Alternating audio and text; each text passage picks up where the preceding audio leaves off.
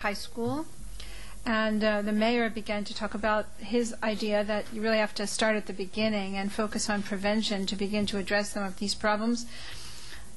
As the interim commissioner, I know it's been all relatively swift, but what are your core concerns, the challenges, and what you hope for in this year that you're aware of so far? Great. Thanks for the opportunity to address you. And I just want to start by really appreciating the contribution of Jay and Brianna.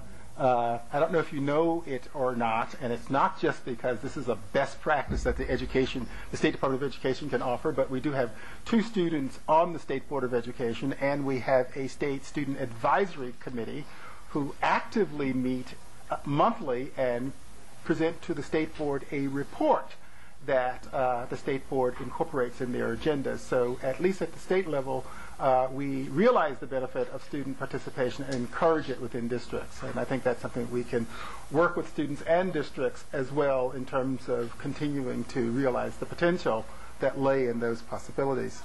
I was very intrigued by the question. I appreciate everyone's attention here today because, one of the things about Connecticut is that we've had such a long history of advocacy, and we have such great capacity to organize around defining the problem, but often we seldom get to the point where we all are able to realize that all the work that we do is making a difference. And in fact, many of the reports and other sources of data that we can report on today, this is information that we've had for a great long time and haven't been able to impact the situation. The reality is that as devastating as 9/11 was, we have great numbers of youngsters in Connecticut whose whole experience has been as devastating as that cruel event. Youngsters who have known nothing but poverty, have known nothing but failing schools, whose families have always been dependent upon the programs of the state, as opposed to having the personal efficacy in order to create their own chart, realize the benefits of being able to govern one's life and take responsibility for it. So when we think about what the challenges are, what takes persons out of poverty, it's a great job.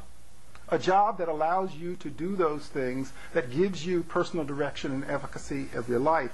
And I think that schools play a great role in that. But when I was intrigued by the question, why does Connecticut have the largest achievement gap in reading in the United States? It's because communities, families, and schools, when they're effective, collaborate in developing assets that maximize the potential of children. When I look at failed schools, when I look at failed children, what I see are failed communities. Communities that do not have the capacity to support the development of children. These are the same children in terms of they're underachieving in education. They're students who are most at risk for being low birth weight. There's families, children who are at most risk of not having a house. The housing that they do have are toxic in terms of the environmental conditions that not only affect their health, their physical health, but also things like lead poisoning and whatever. And we have all of the documents that show this from time to time to time, and we know of all the silos that we want to dismantle, but the reality is that there were tremendous advocacy groups that were associated in the good intent in creating these silos. So our work is big. I think there are certain things that we must do. We must look at the holisticness of developing youngsters. Schools are a part of it, but we must look at why is it that cities like Hartford, why is it that students don't have a safe path from home to school every day?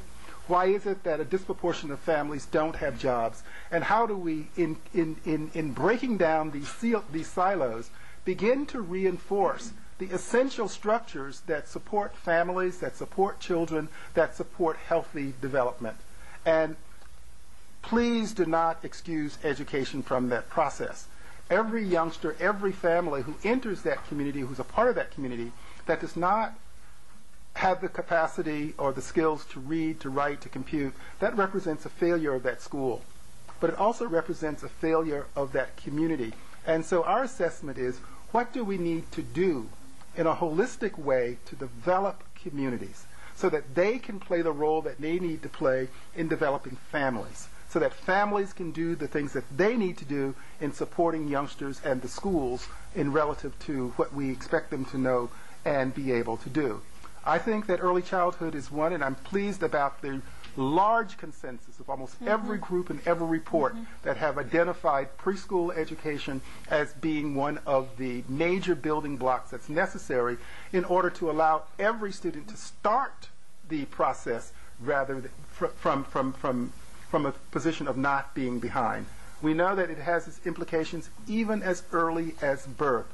So what do we do for those expectant moms, those dads who participate in helping them be able to create the nurturing environment that's necessary for their child to be born ready to participate and benefit from schooling and its expectations? So access is one of those issues that we need to think about as a community. What role does access to high-quality preschool education play in developing a healthy community? What's necessary from our state when we think about integrating approximately 90,000 3- and 4-year-olds, not counting even, but even if we include services for even younger youngsters, into our agenda as a state government and as municipalities? What's the quality of what they get when they are there? What's the impact of not having highly trained teachers to participate in overcoming these initial challenges that these students must have? There is a science that's associated with this work, and it requires people who are adequately trained in order to provide those youngsters those very specific things that they need and the capacity of individuals to coordinate with all of these other dismantled silos in order to help create the healthy environment that students need. So, and then last, I want to say we have to be concerned about equity. We have disparities in our communities, and it is not fair that a youngster's potential to develop into a contributing adult is compromised by the address that or the community that that individual lives in. These are things that we know as a state. These are the things that we have to challenge ourselves to think broadly about and to be able to make sure that in the end, the things that we contribute our resources towards are the things that make a difference in terms of these deep structures that if they are not changed, then we will constantly find ourselves in this this practice of putting a Band-Aid over the problem or remediating that which we could have taken a more affirmative approach to in terms of creating permanent and positive change conditions for children and families relative to their development. Thank you, Commissioner Coleman.